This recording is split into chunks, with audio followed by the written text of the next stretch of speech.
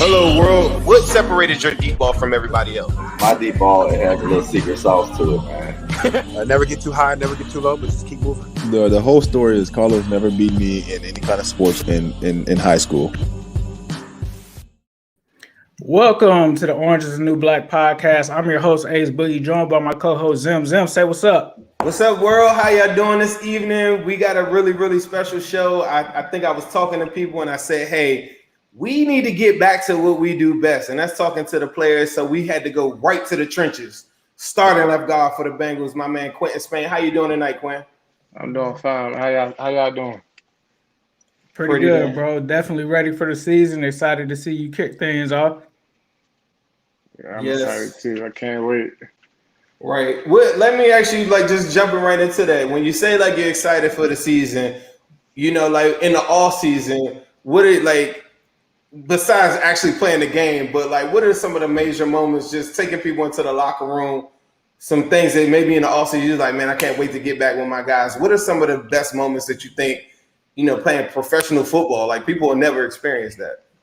It's like I couldn't wait to get back to this year because it was a new team. It wasn't new, but it was basically new to me when I came in 8 weeks later last year, so to this year. So getting comfortable with the guys in the room, the brotherhood, hanging out with each other, just getting to know each other's family and what they like to do outside of football. Nah, that's fact. So obviously you came and started with the Tennessee Titans. You are undrafted, a great story that you have. You even have that tatted on your back. One thing I want to ask you is, you kind of were there for the ascension of Derrick Henry. And then you're also currently here with Joe Mixon. I don't think that you had, the opportunity to play with Mixon, but you practiced with him. What would you say it's like to play with Derrick Henry versus a Joe Mixon? When I first came in, I was with D-Hen, and he wasn't that D-Hen he is right now. He was D-Hen, but he's D-Hen right now. So, but when I was with him, he was getting used to the offense of Tennessee because we came in together. So it was a little slow start, and plus we had DeMarco Murray there when he got there, so he had to learn. So I played three years after DeMarco left with D-Hen, and that's when he improved. He had every down back. He improved his receiving out the backfield, and he already had the power. So. And then when I came here, I didn't play with Knicks in the show, but when I was practicing with Knicks, I see how he a one cut back. He like to get down here and just go. He make that one cut, and he can break a long run just like Derrick Henry. Right. I guess in the locker room, right? Just to kind of come off of that, when defensive players without picking sides, do people talk about who gonna tackle Derrick Henry? Even back then, he might not have been what he is today, but I know it ain't too many people that want to tackle Chubb. It ain't too many people that want to tackle Mixon or D. Henry. No, I'm not even gonna lie. This thing we had in Tennessee, we block it up and make sure D-Hen always one-on-one with a corner. So ain't no cornerback don't want to hit Derrick Henry the whole game. So once he get to the corner, they got to make a decision. So if they're gonna make the tackle or not, that's how you see how Derrick Henry get them long runs. Once you get through the second level, it's DBs. Most DBs don't want to hit no big 260 back running like he running the whole game. Facts. Right. Nah, that's real. So when you were in Buffalo, you talked about the importance of not only bonding on the field, but off the field with the rest of the offensive linemen. Is there anything that you've done with the linemen in Cincinnati where you guys have kind of strengthened that bond in the offseason that isn't just stuff in practice and building that chemistry on the field, but also off the field? We really didn't have a chance to hang out all last year because of the corona. So this year it's got a little better. We had a dinner so far, so we look forward to having every week we're gonna have a dinner. Everybody got to pick a restaurant. We just gonna sit down, eat, and communicate, and just have that team bonding because we out there on the field together. So we gotta be able to be there for each other. We gotta be able to trust that guy. You feel me? So getting to know them off the field, knowing what they like to do, it's like a brotherhood. You feel me? Yeah, sir. I like now. I might be smaller, but I could talk about some food. Where did y'all? Where did y'all go for the first dinner? And We who? went to Jeff Ruby. Jeff Ruby. All right. Jeff And Ruby. I feel like that's the only best steakhouse out here. But I like to try different places. Like I'm not just stuck on just Jeff Ruby. I like to try different steakhouses, For barbecue. sure. Like I like different food. Speaking of barbecue, now there's a place. It's a place now. It's called Midwest Barbecue. Now I know, like, I will say this: it's not going to be as fancy as Jeff Ruby's, but as far as like the boys having a place to themselves, play whatever y'all want, playlist, whatever, lit, like shut down the whole thing for y'all. Midwest Barbecue, my boy Tim in there, he gonna make sure y'all get right. I might gotta take the O line there when it's my turn to pay for dinner. Right. Yeah. Hey, look, that's a nice little move. If they're watching this interview, they're gonna know you ain't paid nothing. But at the end of the no, but because I'm telling you, my boy gonna take care of you. I'm telling you, if that happens, I'm still gonna give him a tip though, because we got a limit. Yeah. We got to spend. So. Oh, okay. That's facts. Yeah. But yeah, for the remainder of your Bengals your Bengals, history, however you want to put it, you're gonna be straight at Midwest Barbecue. So tell the folks to do that. My other question is that Jeff Ruby's, who put down the most steaks in there? It's not the most steak. It's just like a family dinner. We order a lot of appetizers. But somebody had to go in there dogging something though, right? It wasn't nobody No, we just order we pick we just get different appetizers. Like it's just like a family dinner. They had a little pork belly. We got 12 on. We just pick all. You feel me? Crab cakes, yeah. But then you order your meal. So you order steak. Some people don't order steak. Right. One thing that I was talking to one of my boys before the season started, I said, is Xavier going to start on one side, possibly, depending on the new draftee. But Spain, you had a tweet earlier in the offseason. I was trying to find it, but it was like you came into the building this year and it was your spot. Did you know something that we didn't know, or was it just something in your head where you were just programmed to know, like, hey, look, I'm going all in and I'm going to outplay everybody?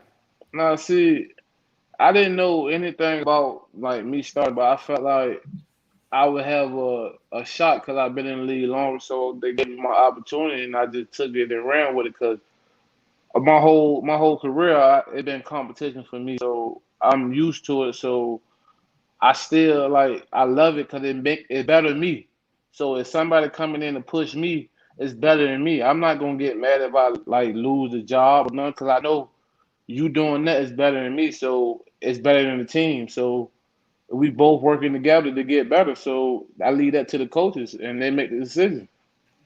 Nah, that's fast. I was glad to see them move you back to left guard because we felt like that was the best position for you. So definitely congratulations on winning that battle.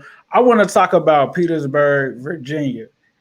Me and my wife, we had this conversation all of the time. Do you consider, technically it's supposed to be the South, but do you consider the area that you come from the South? Yeah, I do. Okay, got you. So you also it seems that you also went to high school with Trey Songz, I guess. Well, he didn't go, he went to your high school. He's an alum of your high school. Yeah, we went to the same house. Trey Songz, Kenneth Langford. Y'all probably know Jerome Mathis. Yep. Morgan Moses. Oh. So y'all had some people. Moses Malone, I believe, as well. Yeah, I mean Moses Malone. Morgan Moses went to he's in Verona, so he was close to me. Me and him came out together, and you feel me? When we played against each other, we sold out. We sold out the crowd, stadium. Yes. And you used to also play some basketball. You was a center as well, right? Yeah. Center. Yeah. What happened the last game, man? Because y'all was running through everybody. I lost 4 games out of my whole career in basketball, and I'm sorry. 2 on was in the state championship, and 2 on was in the state tournament. So we had a pretty good. We was a basketball school. We had a pretty good roster my 4 years. We had a couple people went D1. Okay.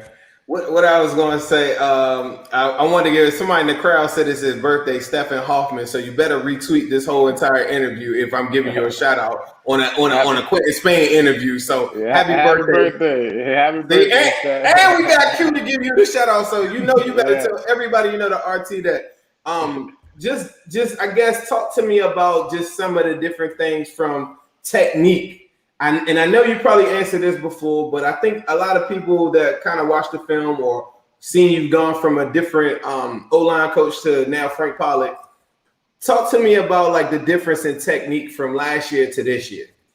See, last year when I got here, it was late in the season, so it really was just game planning that practicing. Like it wasn't preaching technique and stuff like that. So I had to do it on the run. Like I had to do what I known to do. So when I got there in the inside zone, outside zone, whatever I was taught before, I just took that and ran with it while I was Right. there. So this off season, working with Coach Paula and got a whole full year under my belt, it brought me back to remembering that technique can save you out there on that field. Like you can have the talent and all if you got bad technique, you're gonna get beat. You feel me?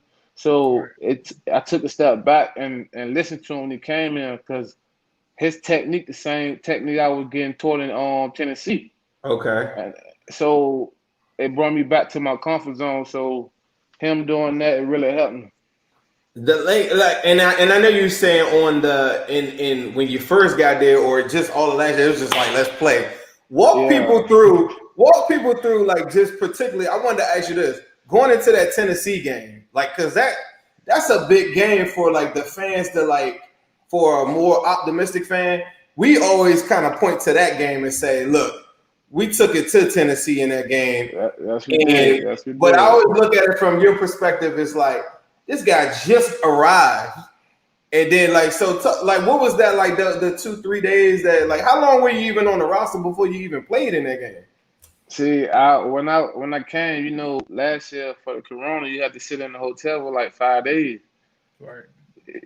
Getting tested every day for 5 days. So once I like got cleared, I had we had Friday, Fast Friday, a Saturday walkthrough, and then I stayed at the hotel Saturday night.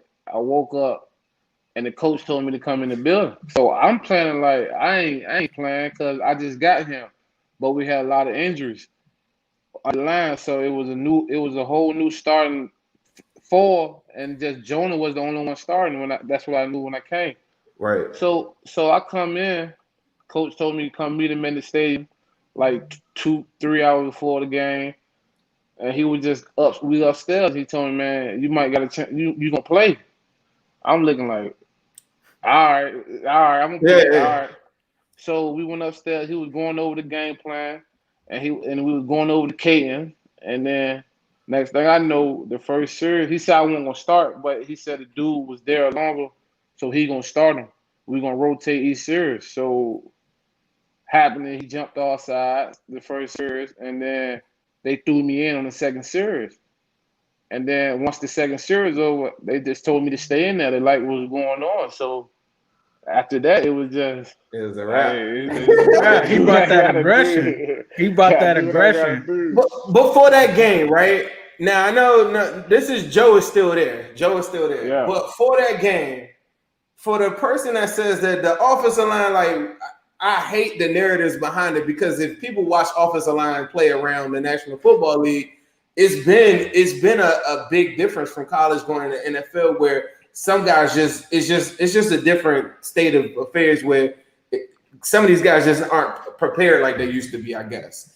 And around the league, the play isn't like at this optimum level that they think. But for that particular game, I think for everybody, the pushback was very relevant. Like I'm just looking at it at home and just saying like, man, the line of scrimmage, they are absolutely like killing. What is the difference between that game versus any of these other games where some of these games where the offensive line as a unit just didn't perform as well? See, I felt it was a different. I do. It was a different because them guys were given another shot as an opportunity to put good tape out there, good film out there. So I feel like they was hungry that game. Oh, it's 4 new starters, so they was hungry. So I feel like, and then I feel like everybody wanted, you feel me, like to get work, pick work in. So everybody was on the same page. We were communicating and all that. But that's a big part of the offensive line. It's not just one person. It's Right. like if one person miss a block, it affect the whole offensive line. So we got to be able to trust each other, going back to trust each other, knowing that he gonna be at that spot, he gonna take the proper technique, he gonna use, you feel me? Don't jump off sides, he gonna use good hand placement, he gonna be right beside you. If he got the help responsibility, you gotta know that he gonna be right there. You feel me? It's just different. Like, but now since we got Paula, he's so big about it. Like all 5 of us playing together. Like it's one person mess up, he don't call that person out. He call all us out because we a unit. Nah, that's We on the facts. strong as the weakest. We on the strong as the weakest person we got. Can you talk about what the addition of Riley Reef has been just for the offensive line in the locker room? It's been big. He's been in the league 10 years, so you just got to take that knowledge from him too. Like he been the oldest in the room, so he know what's to do. It's hard to be in the NFL. You've been in for 10 years. You doing something right. So like me, I've been in 6, going on 7, but I still pick his brain too, just for me to know how can I make my career longer. What is you doing that can help me make my career longer? Like Riley, the first person in the building every day. I was the offensive lineman. Like I said, every time I come in, his car already parked. He already rehabbing. He already doing stuff to get his body right. First person on the field at practice. He always 20 minutes before everybody at practice. So it get me, like I'm not like an early person at practice, but now I be out there, you feel me, like 10, 15 minutes early too now, and I just ride the bike, do something, you feel me, just loosen up to show them that you focus, you ready. Facts. It's crazy you said that too, because I don't know if it's the outside media or what. It's a large amount of people that I feel like are just saying, well, Riley Reef would just be here like this year. I'm like, why do y'all feel that way? I feel like Riley Reef gonna be playing, and everything that I seen from camp or whatever, and then now you confirming that, hey, look, he's the first man in the building. Like, I feel like he's gonna be a big part of this offensive line for like more than just this year. But for whatever reason, everybody thinks that this is just like a one-stop shop, and I'm like, I don't think so. You can't forget. Riley was a Pro Bowler. He was an All Pro. Right. Come on, it's hard to be an All Pro. So he know what it takes. So I never been All Pro. You feel me? A Pro Bowler. I'm trying to pick his. You played at Pro Bowl level now, though. You played at Pro Bowl level. I did, and I ain't gonna lie, and it decreased sometimes. It decreased a little bit, but I know that I can do good things to help the team win no matter what. Like my mindset, like I always been battle tested. Like that's not nothing gonna make me fold. You feel me? I'm gonna attack the day every day. How I'm gonna, you feel me? How I want to be. Let my name be out there. That's real. Without giving away too much, is there any matchup that you're looking forward to week 1, like that you're going up against with Minnesota? I don't take nobody for granted. I attack the week every game the same way. Like it's the NFL. Everybody good, man. Everybody trying to expose you. You feel me? You guys got to win your one-on-one. So at the end of the day, it's about winning your one-on-one. Because you can be a third screen, second screen, like you battling all the one, and then they get a sub and put a third screen, like a second screen in, and you mess up a play, they get a side. You feel me? Then that's a good game for them. You feel me? Right. Out of the whole game, they get one sack. It's a good game. Yeah. Right. But when we blocking, you feel me?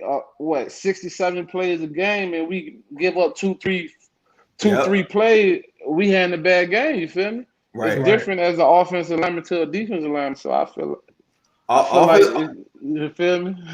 Offensive line and cornerback. I say that on the show every single week. You give up one play, one rep is all it takes for somebody to know. And then they be like, "Oh, he's terrible." I be like, "Dude, but he played.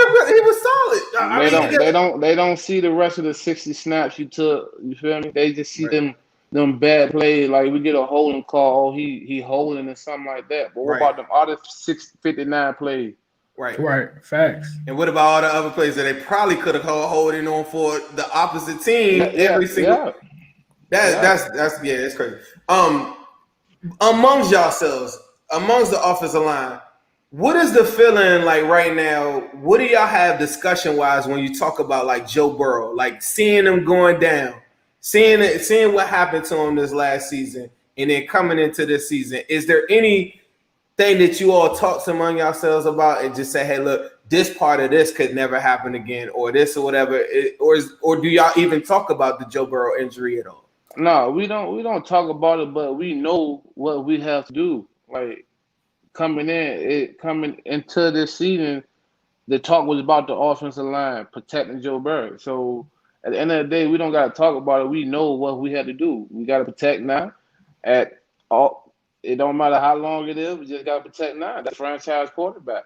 This is one thing I would like to see, and I think you the dog of all dogs for this.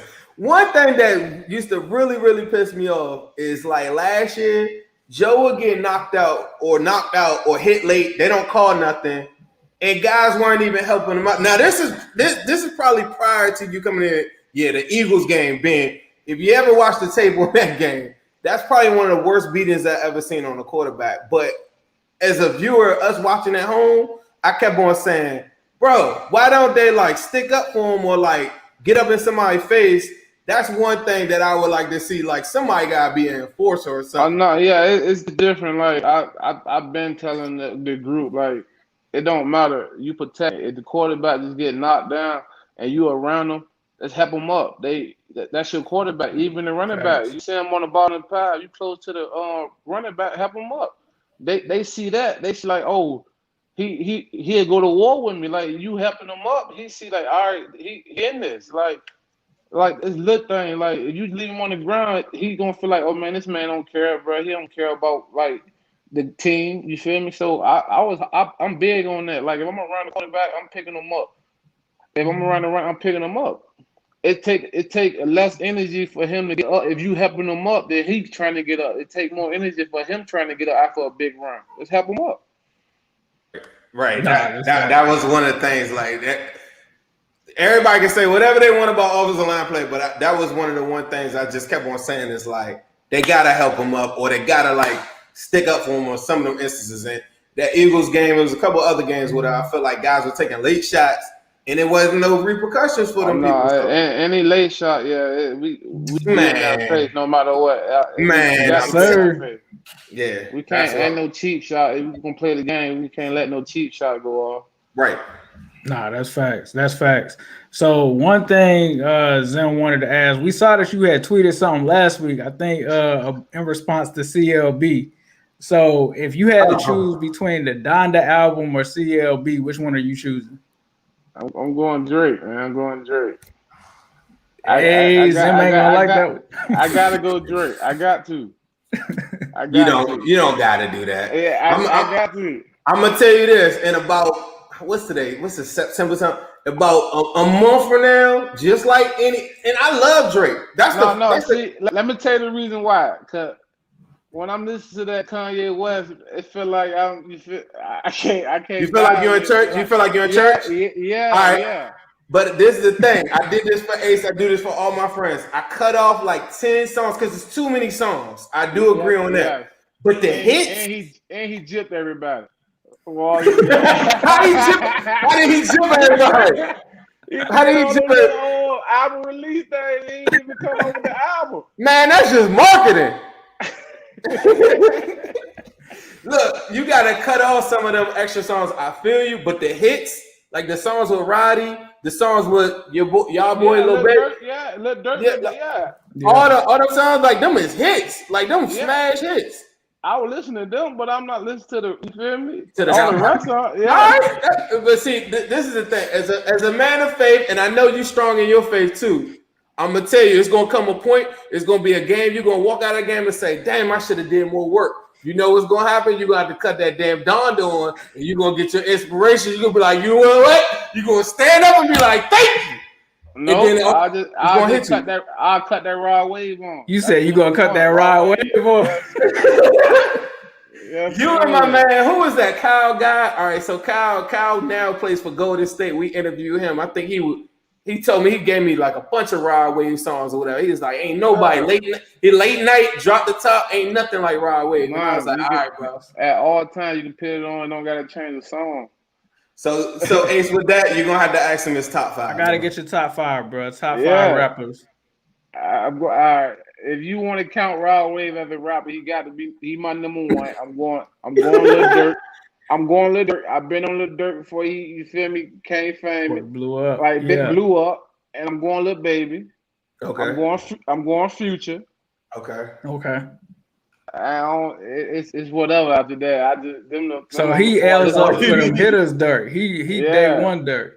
Yeah, I'm day one, yes. Yeah, drill Durk, yes. Yes, sir. That's another conversation.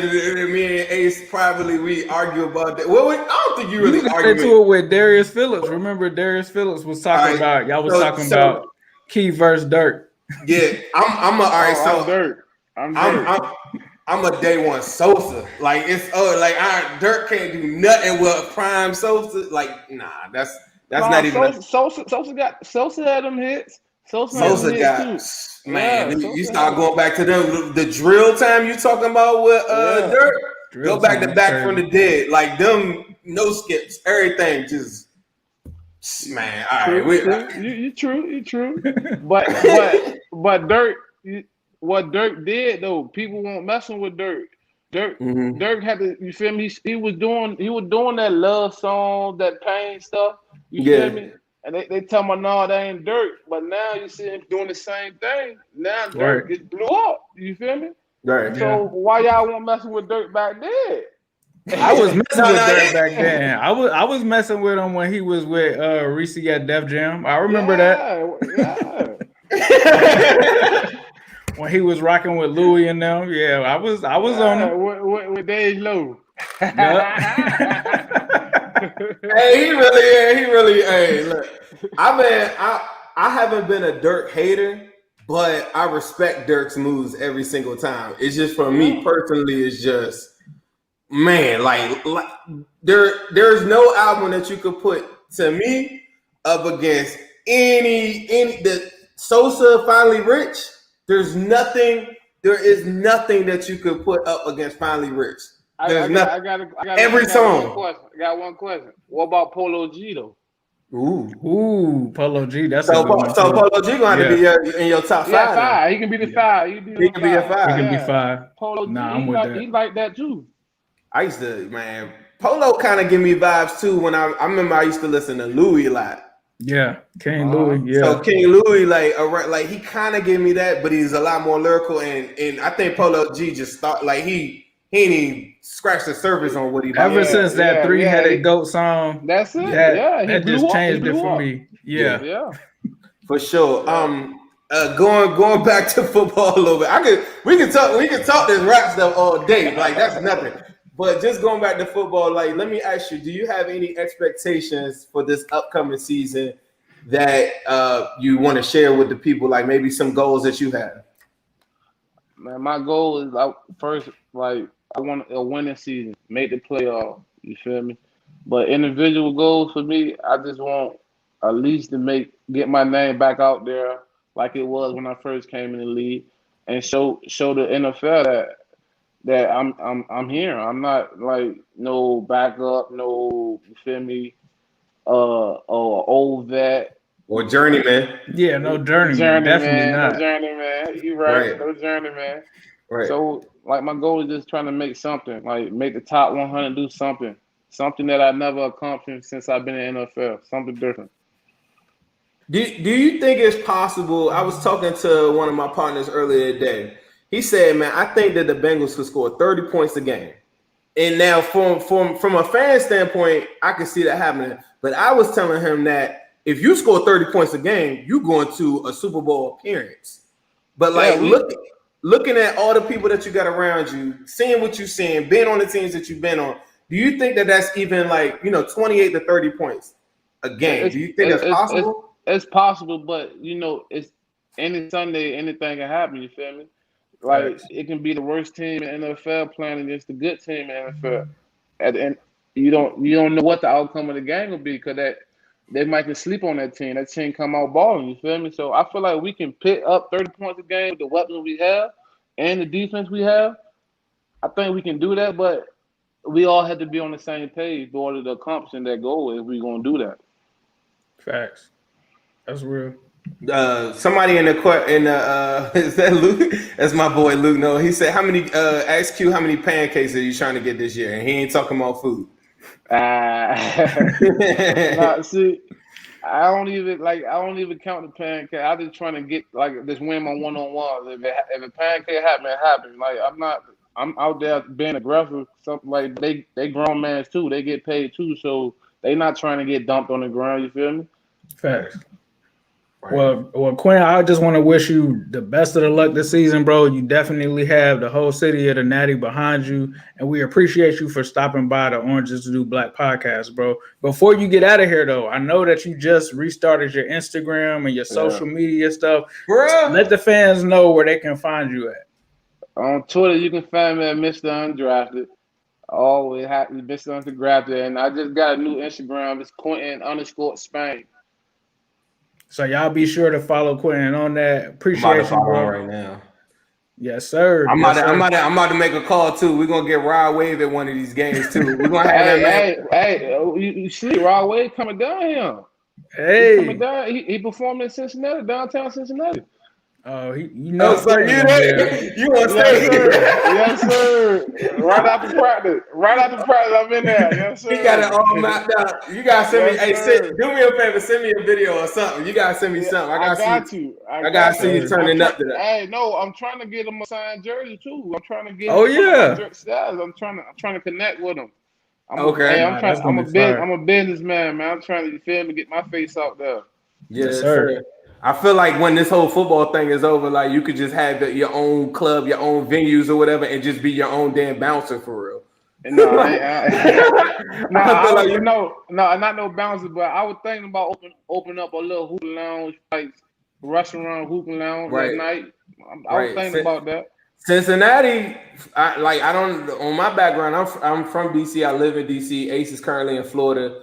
He's from the Natty, but when I go there, you're right. There ain't too many. There's some lounges, but I don't know. Yeah, too many. I don't know too many. Now I seen the boys the other night. One of my boys does some promoting, so I seen a lot of the gang in there the other night too. But that was like a club. Like you had the chill kickback. What club? I didn't even know y'all had spots out here like that. Oh yeah, they got some spots out there. We're gonna talk. You say you're a businessman. I could connect some dots now. Like that ain't no problem. I got a couple promoter / club connects or whatever. Make sure. But talk to the other night. It was Mixon, TB.